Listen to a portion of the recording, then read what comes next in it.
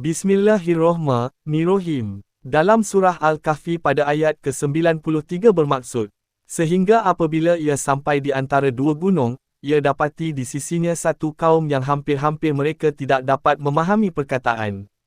Ayat berkenaan menceritakan tentang ketibaan Dzulkarnain di antara dua gunung di mana Dzulkarnain mendapati di sisinya satu kaum yang hampir-hampir kaum itu tidak dapat memahami perkataan.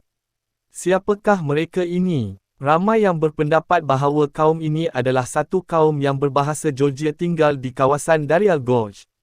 Mereka bertutur dalam bahasa yang sukar untuk difahami, dikatakan sejak zaman Dzulkarnain datang ke kawasan berkenaan sehingga sekarang, bahkan hanya penduduk tempatan boleh berkomunikasi sesama sendiri. Pakar linguistik membuat kajian dan mengakui ia tidak sama dengan mana-mana kumpulan bahasa yang wujud dalam dunia.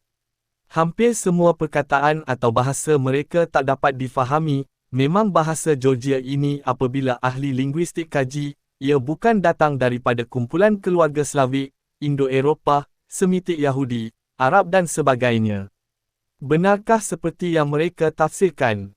Jom kita lihat kembali pada ayat berkenaan. Dalam ayat berkenaan, menceritakan tentang bagaimana satu kaum yang ditemui Dzulkarnain sukar untuk berkomunikasi. Jelas pada ayat berkenaan, masalah yang dihadapi oleh kaum berkenaan adalah masalah untuk memahami setiap patah percakapan Dzulkarnain. Jadi bukanlah masalah bahasa pertuturan mereka. Bagi Dzulkarnain, diberi oleh Allah kepadanya, kebolehan untuk memahami dan bertutur dalam semua bahasa. Akan tetapi, apabila berhadapan dengan kaum ini, masalah yang dihadapi adalah kesukaran untuk kaum ini memahami apa yang dituturkan oleh Dzulkarnain semasa berkomunikasi.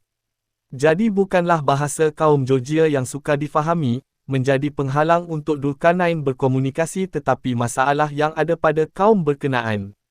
Pada pendapat kami, sebenarnya kaum ini tinggal di kawasan laluan pintu gerbang dimensi Yakjuj dan Makjuj. Disebabkan mereka tahu rahsia pintu gerbang dimensi ini, maka sesuatu telah dilakukan Yakjuj dan Makjuj ke atas kaum ini sehingga mereka punya masalah untuk berkomunikasi dan sukar memahami setiap pertuturan. Kedatangan Dzulkarnain telah memulih kembali keadaan mereka. Akan tetapi perbuatan Yakjuj dan Makjuj perlu dihentikan segera bagi mengelak perkara yang lebih buruk mereka dapat lakukan. Dengan penjelasan ini, kami berharap anda dapat memahami apa yang dijelas pada ayat 93 dari surah Al-Kahfi. Terima kasih dan wassalam.